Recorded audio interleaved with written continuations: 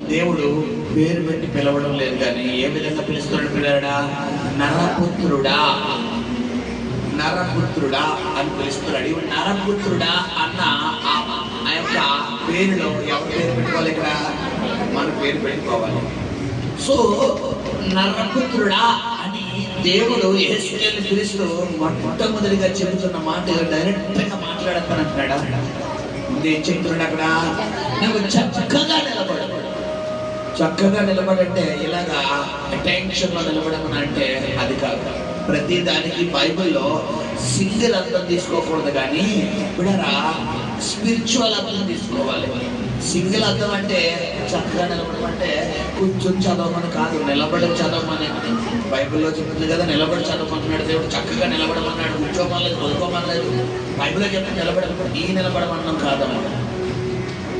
బైబిల్ని చదివేటప్పుడు మనము పరిశుద్ధాత్మ సహాయంతో చదవాలి. హల్లెలూయా! ఆత్మ లేనివాడు నావాడు కాదు. నువ్వు దేవుని ఆత్మతో నింపబడితే ఇందులో ఉన్న సత్యం ఏంటో దేవుడు నీకు చూపిస్తాడు. హల్లెలూయా! అయితే గమనించండి, సాధారణమైన వ్యక్తులు కనుక ఈ బైబిల్ చదువుతామంటే వారి వల్ల కాదు. అంటే ఏదో వారికి ఉన్న జ్ఞానాన్ని బట్టి చదువుకుని చదివేస్తారు, కానీ ఇది ఏ గ్రంథం అని చెప్పిన్నాను? మాట్లాడే గ్రంథం. నువ్వు మాట్లాడితే నీతో మాట్లాడతావు. ఇది నీతో మాట్లాడాలంటే నువ్వు ఎలా ఉండాలంటున్నాడు బైబిల్లోని? చెప్పాలి. ఎలా ఉండాలంటే మొట్టమొదటిగా చక్కగా నిలబడాలి. చక్కగా నిలబడ్డమంటే ఒక అడుగు అటు, ఒక అడుగు ఇటు కాదు. ఒక అడుగు లోకము, ఒక అడుగు పాపము, ఒక అడుగు దేవుడు, ఒక అడుగు పిల్లరా అపవాది, ఒక అడుగు లోకానుసారంగా, ఒక అడుగు దేవుడికి ఇష్టమైన అనుసారంగా నువ్వు జీవిస్తూ సహోదరి సహోదరుడా ఈ యొక్క దేవుడి మహిమను నువ్వు పొందాలి, దేవుడి కృపను నువ్వు పొందాలి అంటే నీ వల్ల కాదు. అందుకే ప్రభు చెప్తున్నాడు, పిల్లరా నరపుత్రుడా నువ్వు చక్కగా నిలబడి సహోదరి సహోదరుడా గతించిన మరి 8 నెలలు ఒకవేళ నువ్వు చక్కగా నిలబడలేకపోయావే, ఒకవేళ పడుతూ లెగిస్తేనేమో. అయితే ఈ యొక్క ఆదివారం ప్రభు నీతో మాట్లాడుతున్న మాట ఏంటంటే, మొట్టమొదటి మాట ఏం చెప్తున్నా పిల్లరా? చక్కగా నిలబడు. ఎందుకు దేవుడు మనల్ని నిలబడమంటాడు అని మనం ఒకవేళ ప్రశ్న వేసుకుంటే పిల్లరా, మనతో ఎవరు మాట్లాడదాం అనుకుంటున్నారంట? దేవుడు మాట్లాడదాం. హల్లెలూయా! ఏమండి, ఒక అధికార స్థానంలో ఉన్న ఒక రాజకీయ నాయకుడు ఎవరైనా, ఎమ్మెల్యే గారు కానీ, ఎంపీ గారు కానీ, సీఎం గారు కానీ ఎవరైనా మన ఇంటికి కౌరు పెట్టి సీఎం గారు మిమ్మల్ని రమ్మన్నారు, ఎమ్మెల్యే గారు మిమ్మల్ని రమ్మన్నారు, ఎంపీ గారు మిమ్మల్ని రమ్మన్నారు అంటే ఎలా పంతాలు వెళ్ళిపోతామండి? మురికి వస్తువులతో వెళ్ళిపోతావా? చెప్పాలి. పిచ్చి చింపరి గడ్డంతో వెళ్ళిపోతావా?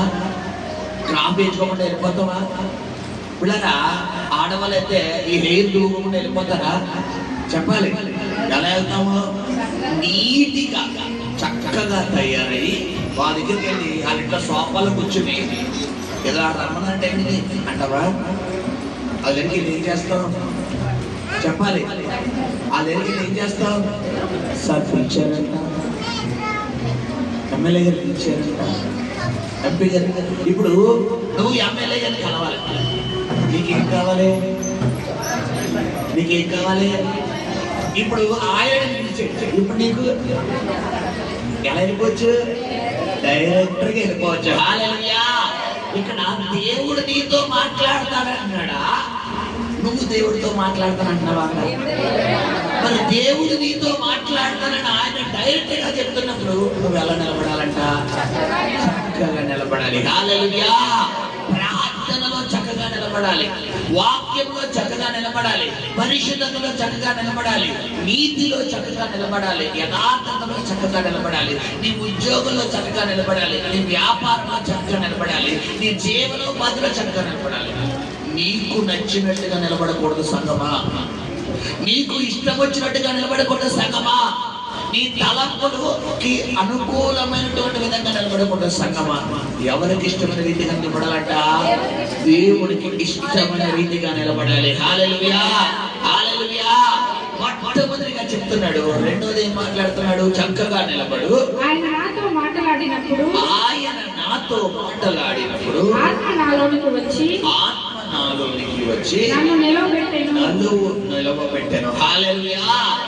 ఎవరి దేవుడు మాట్లాడుతుండగానే ఆయన ఆత్మ ఎవరిలోకి వచ్చేస్తాడట. హల్లెలూయా. అంటే ఇప్పుడు దేవుడు ఎంత గొప్ప కృప కలిగిన దేవుడో గమనించండి. ఎందుకంటే బైబిల్ ఉంది, ఎందరైతే నా ఆత్మతో నింపబడుతారో వారందరూ నా కుమారులు కుమార్తెలు అనబడతారంట. ఇప్పుడు తండ్రిని కుమార్తె లేదా కుమారుడే డాడీ లేదా నాన్నగారు పిలుస్తారన్నా కదా. రోడ్డు మీద చెప్పేవాళ్ళు డాడీ అన్నామనుకోండి, ఏమండి అనడానికి, అన్న అనడానికి, అక్క అనడానికి పర్వాలేదు. ఏమండి ఏమండి అని అక్క అని అమ్మననే పిలవచ్చు.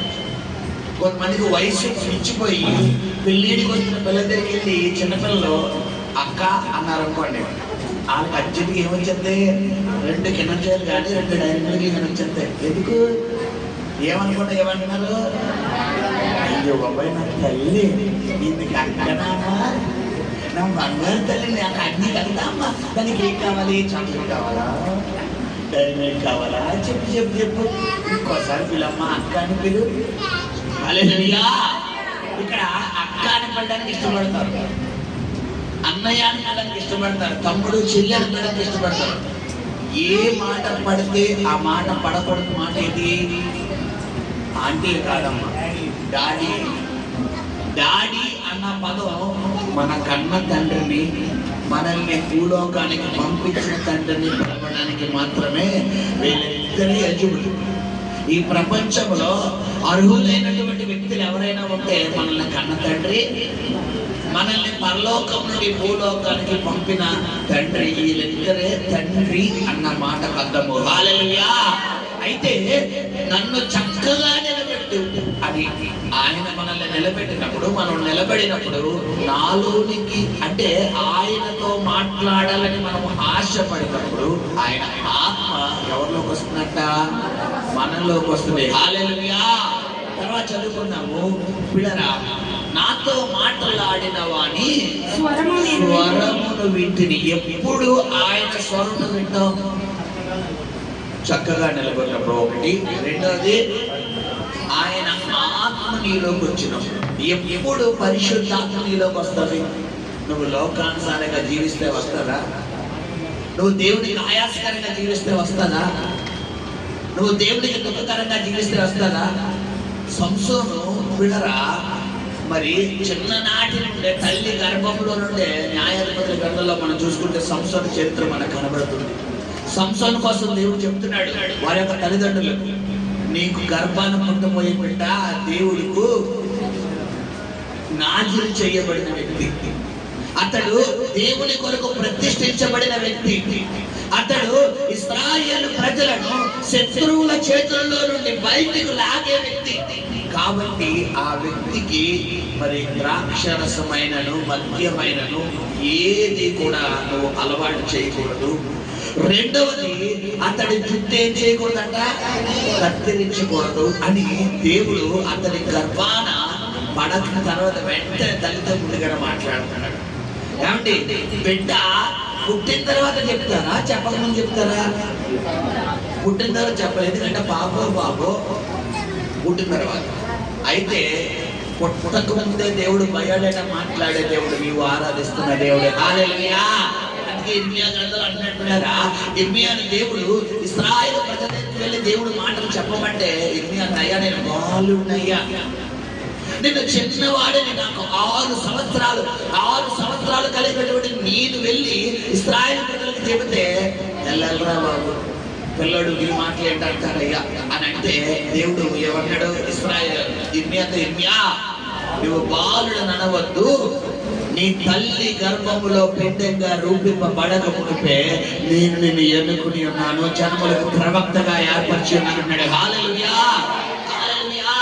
సో గమనించండి, అదే విధంగా ఇక్కడ సంసోను కూడా తల్లి గర్భంలోనే దేవుడు ఎన్నుకున్నాడు. బైబిల్లో తల్లి గర్భంలో ఎన్నుకున్న వ్యక్తులు 3 కనబడుతున్నారు. దేవుడు తల్లి గర్భంలో ఎన్నుకున్న వ్యక్తులు మొట్టమొదటిగా బాప్తిసం ఇచ్చి యోహాను, రెండవదిగా సంసోను, మూడవదిగా ఇర్మియా. గమనించండి, ఈ 3 జీవితాలు మనం ఒకసారి పరిశోధిస్తే మామూలు హిస్టరీ కాదు. భయంకరమైన హిస్టరీ, చాలా అద్భుతమైనటువంటి విజయ వీరులు. హల్లెలూయా. అయితే ఇందులో దేవుడు చెప్పిన మాటకు చెప్పినట్టుగా లోబడిన వ్యక్తులు ఈ ముగ్గురులో ఇద్దరే. ఎవరాలో? ఇర్మియా, యోహాను. బాప్తిస్మిచ్చి యోహాను దేవుడు రాకక ముందుగా మార్గం ఎలా చేయడానికి వచ్చాడట? సరాలం, వంకని మార్గములను సరాలం చేయడానికి దేవుడు యేసు ప్రభు వారికి ముందుగా బాప్తిస్మిచ్చి యోహాను పంపించాడు. ఇశ్రాయేలు ప్రజలు తప్పిపోయి లోకంలో పాపంలో అన్య దేవత ఆరాధనలోకి కలిసిపోయి దేవునికి ఆయాసకరంగా జీవిస్తున్న సమయంలో ఇర్మియా ప్రవక్త దేవుడు ఎన్నుకున్నాడు. మూడవదిగా సంసోను పిల్లరా. ఎందుకంటే ఇశ్రాయేలు ప్రజలు ఫిలిష్తీయుల ప్రజల్లో కలిసిపోయి వారితో సహవాసం చేస్తూ లోకంలో పాపంలో మరి వ్యసన కళ్ళైపోయి ఉన్నటువంటి సమయంలో వారిని రక్షించడానికి, వారిపైన న్యాయాధిపతిగా, వారిపైన ఒక రాజుగా పట్టాభిషేకం పొందడానికి దేవుడు సంసోను ఎన్నుకున్నాడు. అయితే వీరి ముగ్గురులో ఆ స్థాయిని నిలబెట్టుకుంది ఎవరంటే ఇద్దరే. ఒక వ్యక్తి ఎవరమ్మా? సంసోను నిలబెట్టుకోలేకపోయాడు. ఎందుకు అంటే నిలబడలేదు చక్కగా. ప్రియ సహోదరి సహోదరుడా, ఈ ఉదయకాలం ప్రభు నీతో మాట్లాడుతున్నాడు. ఆయన నీతో మాట్లాడాలనుకుంటున్నాడు. ఆయన నీ మీదకి తన ఆత్మను తిప్పాలనుకుంటున్నాడు. అయితే నువ్వు ఎలా ఉండాలంట? చక్కగా నిలబడు సంగమా. నువ్వు చక్కగా నిలబడినప్పుడే, నువ్వు ప్రార్థనలో చక్కగా నిలబడినప్పుడే, నువ్వు యథార్థతలో చక్కగా నిలబడినప్పుడే, నువ్వు పరిశుద్ధతలో చక్కగా నిలబడినప్పుడే, నువ్వు దేవుడిలో చక్కగా నిలబడినప్పుడే దేవుడు నీతో మాట్లాడగలిగిన దేవుడు. హల్లెలూయా. ప్రభు వాక్యం ఉంది, ఆయన పరిశుద్ధుడు గనక మీరు పరిశుద్ధులై ఉండాలి. ఇశ్రాయేలుకు ఆధారమైన వాడు నరుడు కాదు. ఆయన ఎవరంట? దేవుడు. గమనించి సహోదరి సహోదరుడా, ఇశ్రాయేలు ప్రజలు మరి మోషే సీనాయి కొండ మీదకి వెళ్ళి ప్రార్థనలో ఉంటున్నప్పుడు దేవుడు అంటున్నాడు సీనాయి కొండ మీద మోషే దేవుడు, మోషే నేడు నేను మీ మధ్య నీతో రేపు నేను మాట్లాడబోతున్నాను కాబట్టి నీ ప్రజలను తెచ్చి ఈ రోజు పరిశుద్ధపరచు. ప్రియ సహోదరి సహోదరుడా, దేవుడు నీతో మాట్లాడే దేవుడు, నేను దర్శించే దేవుడు, నీ బంధకాలు తెంపేసే దేవుడు, నీ కట్లు తెంపేసే దేవుడు, ఆ రావణ్ణి చేదేని అనుభవాన్ని మధురముగా మార్చే దేవుడు. ఆయన చెయ్యాలి అంటే మనం ఒకటి చెయ్యాలి. ఎలా ఉండాలంట? చక్కగా నిలబడాలి. ఆయన ఆత్మతో నింపబడాలి. ఆయన ఆత్మ ఎప్పుడు నీలోకి వస్తుందంటే నువ్వు చక్కగా నిలబడాలి. నువ్వు ఎలా పడతా అలా ఒక అడుగు లోపల ఒక అడుగు దేవుళ్ళో ఉంటున్నాను, నాకు దిగిరమ్మయ్యా దిగిరమ్మయ్యా అంటే రాదు. ఒక అడుగు దేవుడు, ఒక అడుగు బాపడి దిగిరమ్మయ్యా అంటే రాదు. సహోదరి సహోదరుడా, రెండవదిగా ఆయన ఆత్మ దిగి రావాలంటే పిల్లరా నువ్వు చక్కగా నిలబడాలి.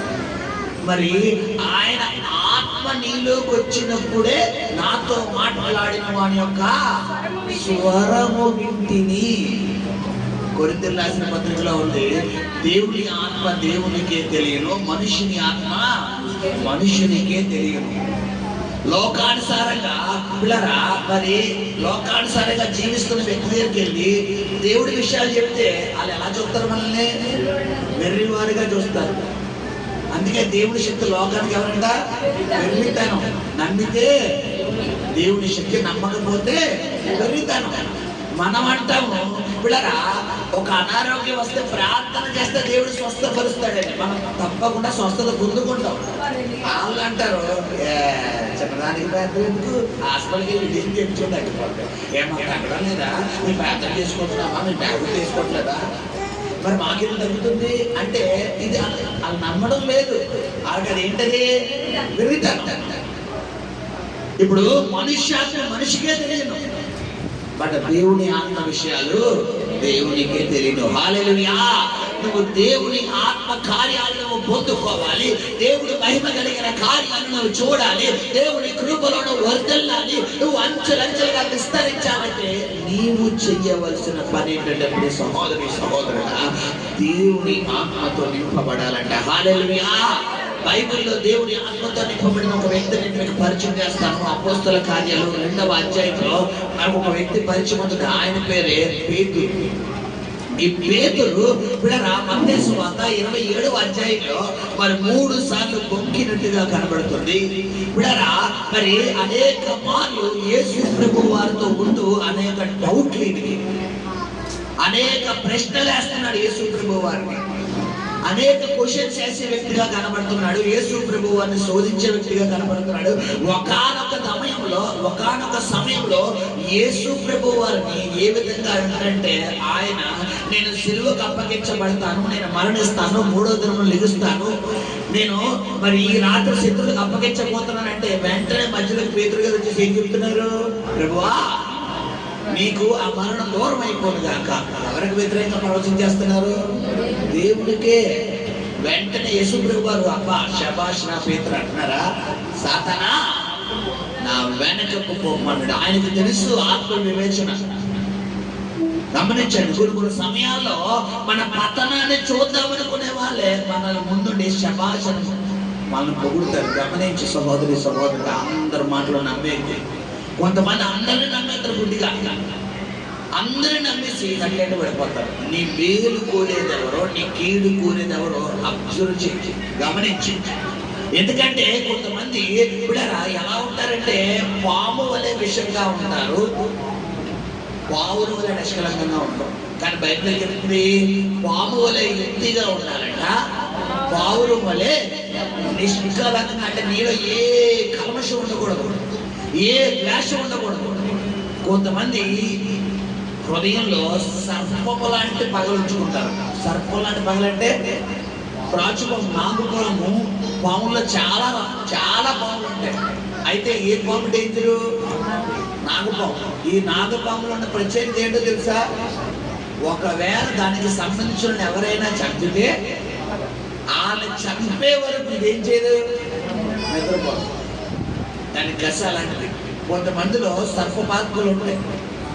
పిల్లరా ఎదుటోళ్ళ మీద రివెంజ్ తీర్చుకునే వరకు వీరిలో ఆ కోపం చల్లారదు, వీరిలో ఆ ద్వేషం చల్లారదు, వీరిలో ఆ పగ చల్లారదు. అది నిన్ను నరకానికి తీసుకెళ్ళిపోతుంది పిల్లరా. అది నిన్ను దేవునికి దూరం చేసేస్తుంది. నువ్వు దేవుడిలో ఉండాలి, నువ్వు ప్రార్థనలో ఉండాలి, నువ్వు పరలోకం చేరాలి, నువ్వు దేవుడు స్వరము వినాలి అంటే నీవు లోకానుసారంగా బయటకు వచ్చేది. హల్లెలూయా. సో గమనించండి, మొట్టమొదటిగా చక్కగా నిలబడమని ప్రభు చెప్తున్నాడు. రెండవదిగా ఆయన ఆత్మతో నింపబడాలంటున్నాడు.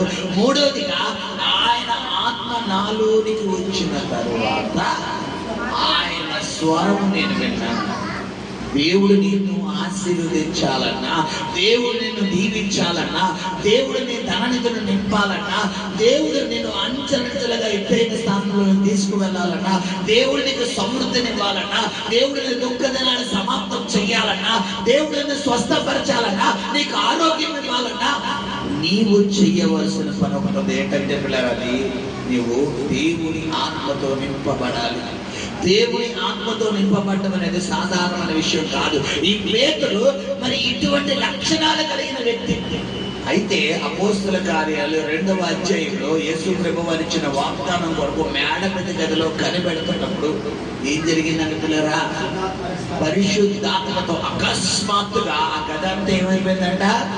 నింపబడిపోయింది. దేవుని ఆత్మతో నింపబడితే అక్కడ ఉన్న వాళ్ళందరూ వాక్శక్తిని అనుగ్రహించిన కొలది అన్య భాషలు మాట్లాడటం మొదలు పెట్టారంట. హల్లెలూయా. ఇదే పేతురు ఆత్మతో నింపబడిన స్టైల్ మారిపోయింది, తన భాష విధానం మారిపోయింది, తన వస్త్రధారణ మారిపోయింది, తన చూసే చూపు మారిపోయింది, తన నడవడిక మారిపోయింది, తన బిహేవియర్ మారిపోయింది. ఇదే పేతురు ఒకప్పుడు యేసు ఎవరో తెలియదని మొక్కిన పేతురు, ఇదే పేతురు అనేక మార్లు యేసు ప్రభు వారితో ఉంటూ, యేసు ప్రభు వారితో తింటూ, యేసు ప్రభు వారితో పడుకుంటూ, యేసు ప్రభు వారిని పక్క నుండి శోధిస్తున్న పేతురు, ఇదే పేతురు పిల్లరా మరి ఎన్నో మార్లు లోకానుసారంగా వెళ్ళిపోయినటువంటి పేతురు ఈ యొక్క పరిశుద్ధాత్మతో నింపబడిన తర్వాత స్టైల్ ఏమైంది పిల్లరా? మారిపోయింది. స్టైల్ మారిపోవడం అంటే ఏంటి? Dressing style. అప్పుడు దాకా ఈ యొక్క చేపలు పట్టినటువంటి వ్యక్తి వస్త్రాలు వేసి ఇప్పుడు కోట్ వేసుకున్నాడు అని అర్థమా? స్టైల్ అంటే ఎందులో మారాలి? బాహ్యంగా మారాలా, స్పిరిచువల్ గా మారాలా? స్పిరిచువల్ గా, ఆత్మీయ పరంగా మారిపోవాలి. నువ్వు లోకానుసారంగా కోపం అనే స్పిరిచువాలిటీ ఉందనుకో, ఆత్మానుసారంగా మారిపోతే ఎలా మారిపోవాలి? ఆత్మానుసారంగా మారిపోవాలి. లోకానుసారంగా ఎవరన్నా తిడితే నీకు ఎలా వచ్చేస్తున్నాను ఆత్మానుసారంగా ఇప్పుడు ఏమైపోవాలి? ఇప్పుడు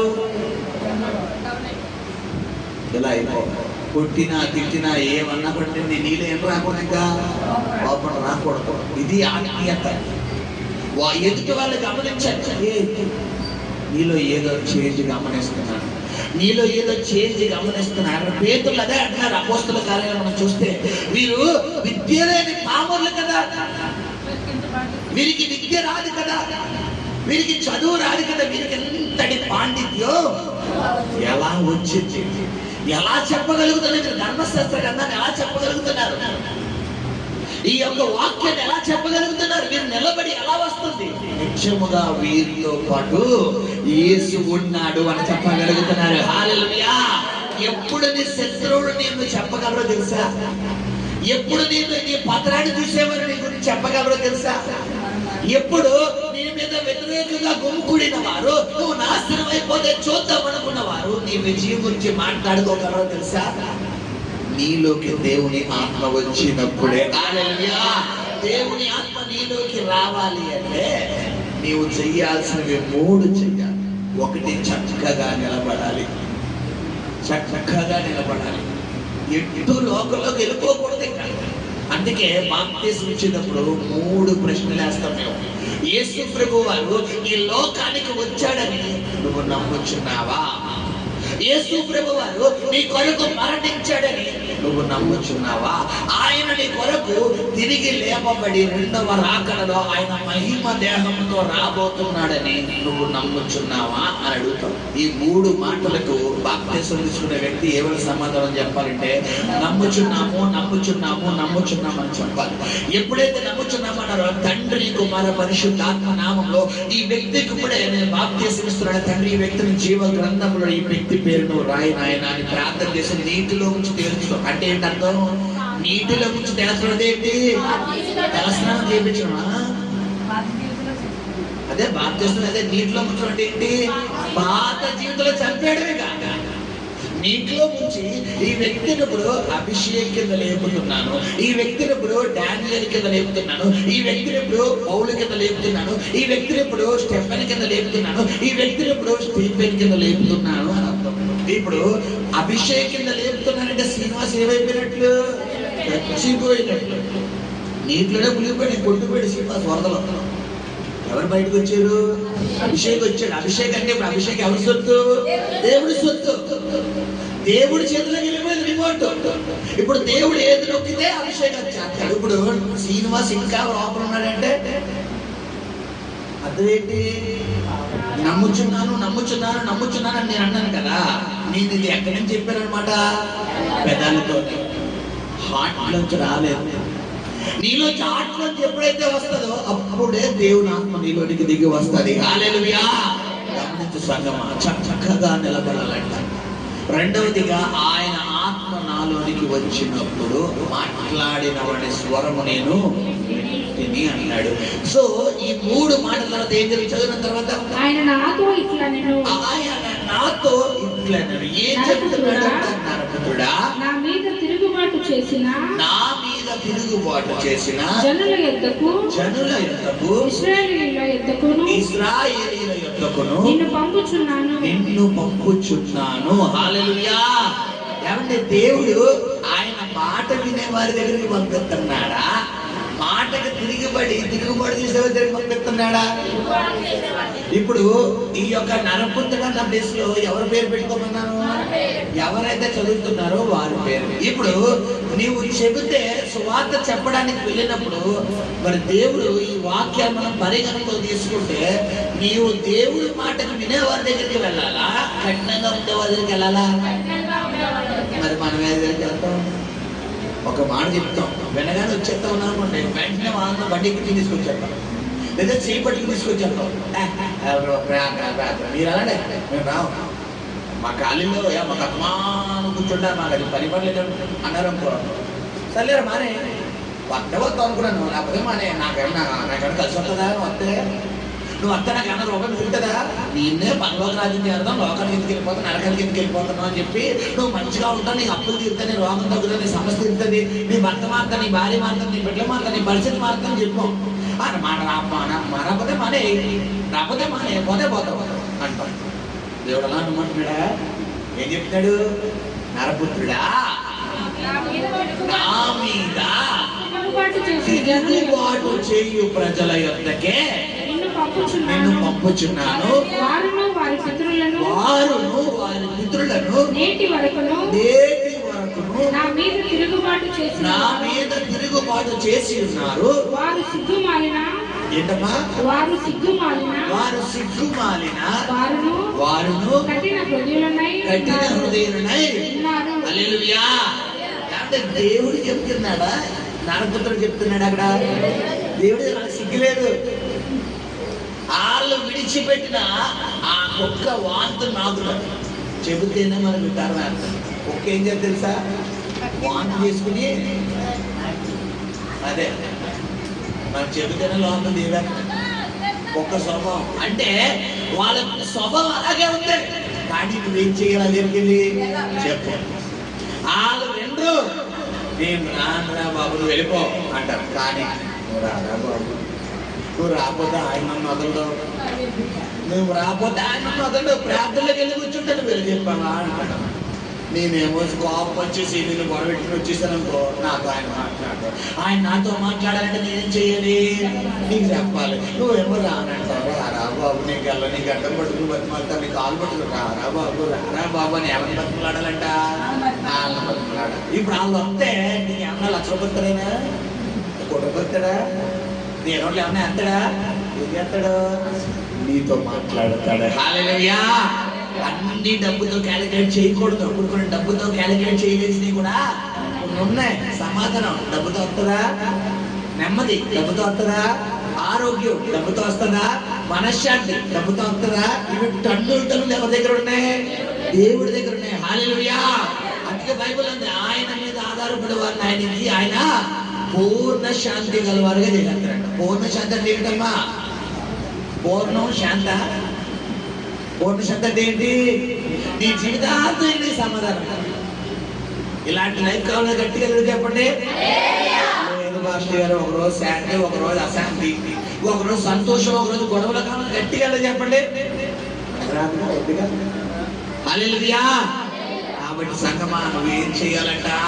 దేవుడి సువార్తను, దేవుని మాటలను ఎవరైతే ధృవీకరిస్తున్నారో, ఎవరైతే రిజెక్ట్ చేస్తున్నారో, ఎవరైతే మాకు చెప్పకో, మేము వినము, మేము రాము, నువ్వు చెబితే మాకు వినాల్సిన అవసరం లేదు అంటున్నారు, వాళ్ళ దగ్గరికి వెళ్ళాలి. ఇంకా చూడండి, ఇంకా ఎలాంటి వాళ్ళ దగ్గరికి పంపిస్తున్నాడు? వారి యొద్దకు నేను నిన్ను పంపుచున్నాను. ఓకే, 5వ నరపుత్రుడా, నీవు బ్రహ్మదండి చెట్లలోను ముళ్ళ తుప్పలలోను తిరుగుచున్నావు, తేళ్ల మధ్య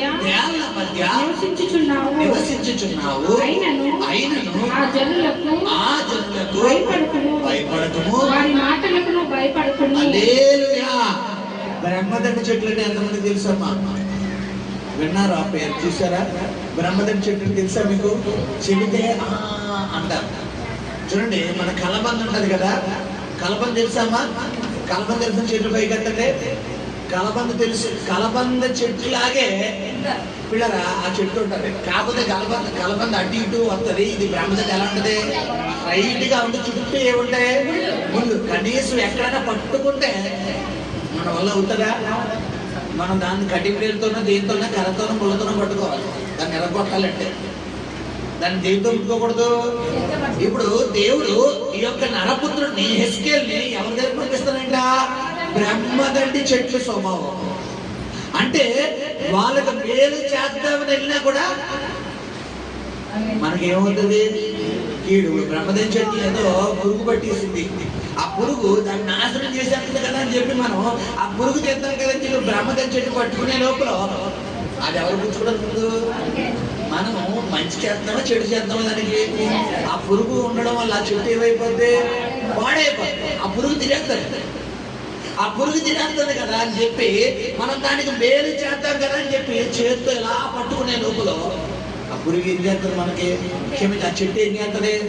మనం గుర్చేస్తుంది. చాలా మంది విషయాలు ఇదే. ఎవరికైతే మనం మేలు చేద్దామో వాళ్ళే మనకు వీడు చేస్తారు. ఎవరికైతే మనం మంచి చేద్దాం అనుకుంటామో వాళ్ళే మనకు ద్రోహం చేస్తారు. ఎవరికైతే మనం సాయం చేద్దాం అనుకుంటామో వాళ్ళే మనకు వెన్నుపూడ కొడుతారు. అయితే బైబిల్ ఏం చెప్తుంది? అలాంటి వాళ్ళు పక్కన పెట్టే, అలాంటి వాళ్ళు లెక్క చేయకు, అలాంటి వాళ్ళతో స్నేహం చేయకు అంటుందా? ఏమంటుంది? నేను పంపించేదే అలాంటి వాళ్ళ కోసం అంటాడు. హల్లెలూయా. ఎందుకంటే లోకంలో ఉన్న వ్యక్తివి కాదు నువ్వు లోకానుసారంగా జీవించే వ్యక్తివి కాదు. లోకంలో ఉన్న వ్యక్తికి నీకు ఏం చేయాలి? నువ్వు ప్రత్యేకించబడిన వాడవు. హల్లెలూయా. లోకముకు నీకు సంబంధం లేదు, లోకస్తులకి నీకు సంబంధం లేదు. నువ్వు లోకానుసారంగా మనుషులు ఆలోచిస్తున్నట్టుగా నువ్వు ఆలోచించకూడదు. లోకస్తులకు వస్తున్న కోపం నీకు రాకూడదు, లోకస్తులకు వస్తున్న ద్వేషం నీకు రాకూడదు, లోకస్తులకు వస్తున్న కక్షలు పగలు నీకు రాకూడదు. నువ్వు ఎవరు బిడ్డవంట? దేవుని బిడ్డవి. హల్లెలూయా. మొట్టమొదటిగా చెప్తున్న వాక్యం బ్రహ్మదండి చెట్టు. ఈ యొక్క బ్రహ్మదండి చెట్ల యొద్దకు నిన్ను పంపాలంటే నువ్వు చేయాల్సినవి 3 చేయాలని చెప్పాను. మొట్టమొదటిగా ఏంటంట? చక్కగా నిలబడాలి. రెండవదిగా ఆయన ఆత్మతో నింపబడాలి. మూడవదిగా ఆయన స్వరము వినాలి. ఈ 3 చేయకుండా నేను వెళ్ళిపోతాను ప్రభు బ్రహ్మదండి చెట్లకు అన్నావనుకో, నిన్ను గుర్చేస్తాదని. ఎలా ఉంటుందో తెలుసా? బ్రహ్మదండి చెట్టు నుండి గుర్చుకుంటే మామూలుగా ఉండదు, మొత్తం లోపలికి వెళ్ళిపోతుంది, చెయ్యి వాసిపోతుంది, ఇలాంటి వండుకోవట్లేదు. రెండవ స్వభావం ఏంటంట? ముండ్ల తొప్పలు. ఈ ముండ్లు కూడా ఎలా ఉంటాయమ్మా? ఈ పల్లెటూరు విలేజెస్ దానిలో చెట్లు పక్కనే ఉంటాయి. చెట్టు ఎండా ఎక్కడ కూర్చున్నా ఎక్కడ నుంచున్నా చెట్టు ఇలా పట్టుకున్నాం అనుకోండి, కొమ్మ మొత్తం కొమ్మ నిండా. అంటే వీళ్ళు కూడా ఎవరో విషయమే. అయినా అలాంటి స్వభావం అందరికీ లేకేమంటాడు దేవుడు? చెప్పు. నిన్ను తిడతారు, స్తోత్రం చెప్పు. నిన్ను కొడతారు, స్తోత్రం చెప్పు. పోరా అంటారు, స్తోత్రం చెప్పు. పోవే అంటారు, స్తోత్రం చెప్పు. ఎల్లు అంటారు, స్తోత్రం చెప్పు. నువ్వు చెప్తే మేము వినాలంటే స్తోత్రం చెప్పు. కానీ నువ్వేం చేయాలి? సువార్త చెప్పాలి. హల్లెలూయా. నువ్వు చెబితేనే నీతో మాట్లాడు. దేనికి లెక్కిట్టాడు తెలుసా ఆయన? అదే. ఇప్పుడు ఆయన నీతో మాట్లాడకుండా నువ్వు ఉండగలవా అంటే ఉండలేవు. నీతో మాట్లాడాలంటే నువ్వేం చేయాలి? నువ్వు వెళ్ళి సువార్త ప్రకటించాలి. హల్లెలూయా. రెండవదిగా ముండ తుప్పలంట. మూడవది ఎవరు పిల్లరా? తేళ్ల వంటి స్వభావం. ఏమంటే తేలు ఎప్పుడైనా చూసారా? తేలు పుట్టిందని అడగడం మనం సబబు కాదు, కానీ తేలు ఎవరన్నా చూసారా? తేలు చూసిన చేతులు పైన ఎత్తండి. ఆ తేలుకున్న విషయం ఎలాంటిదో తెలుసా పిల్లరా? ఆ తేలులో ఉన్న పిల్లరా ఆ యొక్క విషముతో మనం మరి కొన్ని మెడిసిన్స్ కూడా తయారు చేస్తారని తెలుసా మీకు? కొన్ని మెడిసిన్స్ కూడా తయారు చేస్తారు. అంత పవర్ ఆ తేలు. ఆ యొక్క తేలుతో ఆ కుట్టిన దాంతో దాదాపు 8 రోజులు అవుతుంది పూట అంటే చాలా పూట. దానికి ఏదో మెడిసిన్ ఉంటుంది, ఆ మందు ఏదో వేస్తారు, ఆ మందు వేస్తే తప్ప అది తగ్గదు. ఇప్పుడు ఈ తేలు వంటితో స్వభావంతో కోరుతున్నానంటే గమనించండి, వాళ్ళ మాటలు ఎలా దాటిపోతాయి? గుండెల్లో దిగిపోతాయి, నసాలలో దిగిపోతాయి, నీ మైండ్లో సేవ్ అయిపోతుంది. పాము కాలు మీద కాటేస్తుంది, ఎక్కడెక్కడ చూపిస్తుంది? నాడీ వ్యవస్థలోకి వెళ్ళిపోతుంది. వెంటనే ఎక్కడి నుంచి నరులు వస్తాయి? నోట్లో నరులు వస్తాయి. ఇప్పుడు పాము కాటేసిన వ్యక్తిని వెంటనే ట్రీట్మెంట్ ఒకవేళ చెయ్యాలంటే హాస్పిటల్ తీసుకెళ్ళే ముందు ఏం చెయ్యాలి? ఎక్కడైతే కాటేసిందో అక్కడ ఏం చేయాలి? అర్జెంటుగా ఆ తాడు లేదా క్లాత్ ఏం తీసుకుని కచ్చిపోయి తీసుకుని క్లాత్ తీసుకున్నాక ఏం చేయకూడదు? గట్టి కట్టేయాలి. అంటే బ్లడ్ సర్క్యులేషన్ ఏం చేయకూడదు? పాస్ అవ్వకుండా దాన్ని గట్టి కట్టేస్తే సర్క్యులేషన్ ఏమవుతుంది? పైకి అక్కడ ఆగిపోతుంది. అది కూడా ఇంత టైం అని ఉంటుంది, ఒక 1 hour, half an hour, 5 minutes, 10 minutes. ఆ టైం లోపు ఆ కాటేజ్ వెంటనే ఏం చేయాలి? మనం కట్టేయాలి. ఒకవేళ కట్టేయకపోతే అది నష్టడానికి వెళ్ళిపోతుంది. ఇప్పుడు ఈ సర్పపు కలిగిన వ్యక్తుల దగ్గరికి, తేలు వ్యక్తులు కలిగిన దగ్గరికి, బ్రహ్మదండి చెట్లు వంటి స్వభావం కలిగిన వ్యక్తుల దగ్గరికి, ముండ్ల తుప్పలు కలిగిన స్వభావం కలిగిన దగ్గరికి దేవుడు మనల్ని పంపిస్తున్నాడు. నేను వెళ్ళను ప్రభా, వాళ్ళని సి అంటున్నారు, మొహమ్మద్ ఉమ్మే అంటున్నారు, వాళ్ళని నాకు గతులుతున్నారు ప్రభా, అలా ప్రభా ఎలా ప్రభా అన్నావు అనుకో, ఇప్పుడు నీ జీవితంలో నువ్వేం పొందుకోలేవు చెప్పాలి, ఏం పొందుకోలేవు చెప్పాలి పిల్లరా, దేవుని ఆ కార్యాలు పొందుకోలేవు. సో గమనించండి, ఈ యొక్క బ్రహ్మదండి చెట్లు నిన్ను మొత్తం గుర్చేస్తాయి, ఈ ముండ్ల దుంపలు నేను మొత్తం గుర్చేస్తాయి, ఈ యొక్క తేలు నేను మొత్తం దాడి చేస్తాయి. కొంతమంది మాటలు చూడండి, మనం ఎంత మర్చిపోదాం అనుకున్నా మన వల్ల కాదు. వాళ్ళు తిట్టిందే కొద్దిగా వస్తుందిరా, ఎలా వెళ్ళి మాట్లాడమంటావు, వాళ్ళు అన్న మాటలే నా మైండ్లో వస్తున్నాయి, నన్ను ఎలా మాట్లాడమంటావు, వాళ్ళ నన్ను తిట్టింది, వాళ్ళను కొట్టింది, వాళ్ళని అవమానపరిచింది, ఇప్పటికీ నేను మర్చిపోలేదు, ఎలా మాట్లాడమంటావు, నిన్నంటే నీకు గుర్తుండదు, నేనంటే నీకు తెలుస్తుంది, నన్ను అన్నారు నేను పడ్డాను, నీగా బాధ నేను మర్చిపోలేదు, నేను మాట్లాడాను. అయితే ప్రభు ఏం చెప్తున్నాడు చెప్పాలి, ప్రభు ఏం చెప్తున్నాడు, వారితో మాట్లాడడం మొదలుపెట్టు, వారితో సమాధానంగా ఉండడం మొదలుపెట్టు, వారిని ప్రేమించడం మొదలుపెట్టు, వారిని దేవుడి ప్రేమను వారికి ప్రకటించడం మొదలుపెట్టు. దేవుడిని పక్షంగా కార్యం చేయబోతున్నాడు, దేవుడిని పక్షంగా అద్భుతం చేయబోతున్నాడు, దేవుడిని దుఃఖ దినాలు సమాప్తం చేయబోతున్నాడు. హల్లెలూయా, హల్లెలూయా. నీకు నచ్చినట్టుగా జీవిస్తే నువ్వు బ్రహ్మదండి చెట్లను దగ్గరికి వెళ్ళాల్సిన అవసరం లేదు, నీకు తోచినట్టుగా జీవిస్తే నువ్వు బ్రహ్మదండి చెట్లకు వెళ్ళాల్సిన అవసరం లేదు, ఎందుకంటే నేను ఆశీర్వాదాలు రావుగా. గమనించండి, మొట్టమొదటిగా చక్కగా నిలబడిన ప్రభు వాక్యం మనతో మాట్లాడుతుంది. రెండవదిగా విడరా, ఆయన ఆత్మ నీలోకి రావాలంటే నువ్వు చక్కగా నిలబడాలి. ఆ ఆత్మ నీలోనికి వచ్చినప్పుడే నాతో మాటలాడిన వాని స్వరమును నేను వింటిని అన్నాడు. హల్లెలూయా. కాబట్టి పిల్లరా, దేవుడి స్వరము వినే వ్యక్తిగా నువ్వు మారాలి, దేవుడి చిత్తానికి లోబడే వ్యక్తిగా నువ్వు మారాలి. నీ జీవితంలో ఒక నూతనమైన కార్యాలు, నూతనమైన ఆశీర్వాదాలు దేవుడికి ఇవ్వాలి అంటే నీవు 30 60 100 నువ్వు దీవించబడాలంటే ఆయన మాటకు లోబడక తప్పదు. హల్లెలూయా, హల్లెలూయా. ఉదయకాలం ప్రభు మనతో మాట్లాడి ఉన్నాడు. మొట్టమొదటిగా పిల్లలు చక్కగా నిలబడమన్నాడు, రెండవదిగా ఆయన ఆత్మతో నింపబడమన్నాడు, మూడవదిగా ఆయన స్వరము వినమన్నాడు. నీవు 3 చేస్తే ఆయన ఏం చేస్తాడట, నీ బంధువుల్లో, నీ రక్త సంబంధికుల్లో, నీ ఇరుగు పొరుగు వాళ్ళలో, నీ కుటుంబ సభ్యుల్లో, నీకు తెలిసిన వాళ్ళలో, నువ్వు పనిచేస్తున్న దగ్గర, నువ్వు ఉద్యోగం చేస్తున్న దగ్గర, వ్యాపారం చేస్తున్న దగ్గర ఇలాంటి స్వభావం కలిగిన వారు ఉంటారా ఉండరా? గ్యారెంటీ ఉంటారు. కొన్ని సందర్భాల్లో మనం ఉద్యోగం చేసిన దగ్గర మనకి కౌంటర్ వేసే వాళ్ళు ఉంటారు తెలుసా. మనం మంచిగా చెప్పినా దాన్ని హేళన. మీరు చెప్పేవారు కదా, నేను ఉద్యోగం చేసే దగ్గర నేను దేవుళ్ళో ఉండేవాడిని, ఇప్పుడు ఎలా ఉన్నానో నేను ఫస్ట్ నుంచి నా క్యారెక్టర్ ఇంతే, రెండో క్యారెక్టర్ లేదు. ఎప్పుడు మనం దేవుడిలో ఉన్నాను. దేవుడు పరిశుద్ధాత్మతో 2010లో నింపాడు. అప్పటి నుండి ఇప్పుడు దాకా మనది ఒకటే క్యారెక్టర్, ఎప్పుడు సాత్వికంగానే మ్యాక్సిమం 99%. అయితే పళ్ళరా, నా ఉద్యోగం దగ్గర కూడా నేను అలాగే వెళ్ళిపోయేవాడిని. అరే ప్రభు బిడ్డ వస్తున్నాడు రా, అరే తప్పుకోట్రా ప్రభు బిడ్డ, నేను ఏమన్నా పేరు రాసుకున్నాను ప్రభు బిడ్డని.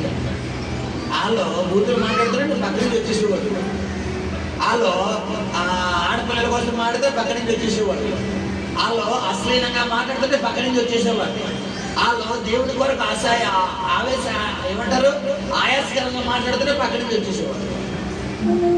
వాళ్ళు మాట్లాడడం ప్రారంభించిన వెంటనే బయటకు వచ్చేసేవాడు, అప్పుడే అక్కడే కూర్చున్నాడు.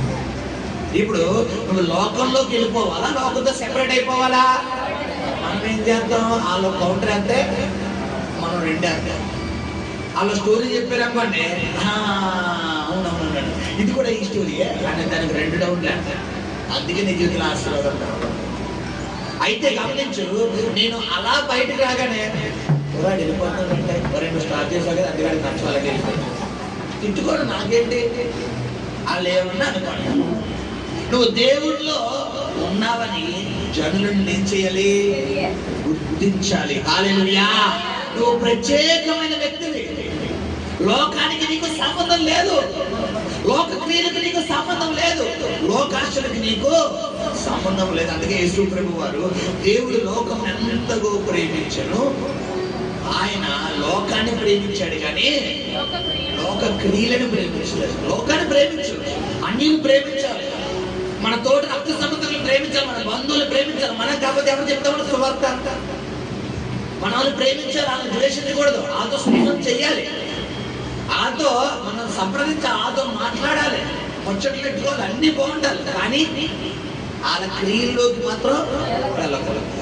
ఏమాత్రం అన్యులకు సంబంధించిన క్రియలు, దేవునికి ఆయాసకరమైన క్రియలు అక్కడ స్టార్ట్ అవుతున్నాయి అనుకో, మరుక్షణం అక్కడ ఏమకూడదు, కనబడకూడదు, జంప్ అయిపోవాలి, మాయమైపోవాలన్నమాట. తప్పన పక్కన పంపాలి అయిపోయినట్టు. ఇక్కడ అదే చెప్తున్నాడు, నువ్వు చక్కగా నిలబడ్డావంటే అదే.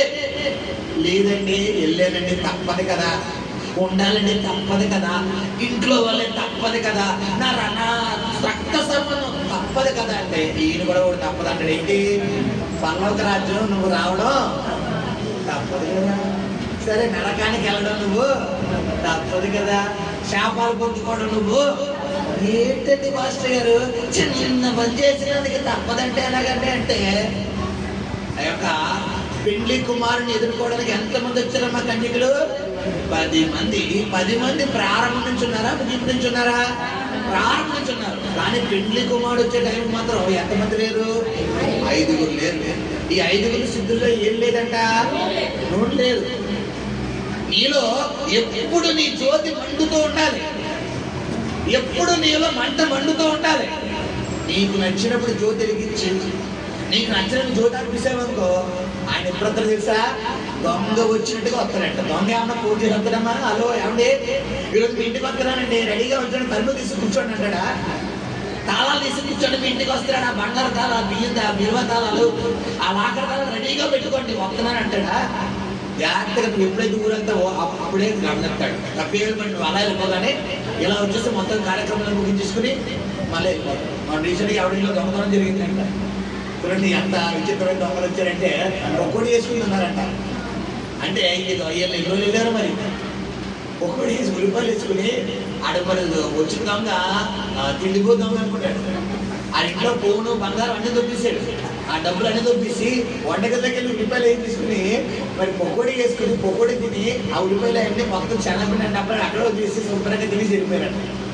ఒక్కొక్క దొంగ ఇక్కడ గమనించండి, దేవుడి రాకడ ఎలా ఉంటుందంటే దొంగ వచ్చినట్టుగా ఉంటుంది. నీకు చెప్పడం ఆయన, నువ్వు ఎప్పుడైతే సిద్ధపాటు కోల్పోతావో, ఎప్పుడైతే ప్రార్థన మానేస్తావో, ఎప్పుడైతే లోకానికి వెళ్ళిపోతావో, ఎప్పుడైతే దేవుడికి ఆయాస్కరంగా జీవిద్దాం అనుకుంటావో అప్పుడే ఆయన వచ్చేస్తాడు.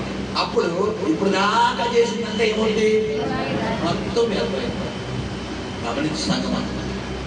నువ్వు చక్కగా నిలబడినప్పుడు దేవుడు నీతో మాట్లాడతాడు. నువ్వు చక్కగా నిలబడినప్పుడు ఆయన స్వరం వినగలుగుతావు. నువ్వు చక్కగా నిలబడినప్పుడు ఆయన ఆత్మ నీలోకి రాగలుగుతాడు. నువ్వు ఏమాత్రం 2 తలంపుల మధ్యలో, 2 ఆలోచనల మధ్యలో, 2 భావోద్రేకాల మధ్యలో నువ్వు వెళ్తే రేపొద్దున పతనం కోరుకునేది ఎవరో చెప్పాలి, ఎవరో నీవే. హల్లెలూయా. ప్రభు మనతో మాట్లాడి చక్కగా నిలబడమన్నాడు, ఆయన ఆత్మతో నింపుతానన్నాడు. 3వదిగా ఆయన స్వరం మనకు వినిపిస్తానన్నాడు. చక్కగా నిలబడ కళ్ళు మూసుకొని ప్రార్థన చేస్తాడు. పరిశుద్ధము నమ్మకము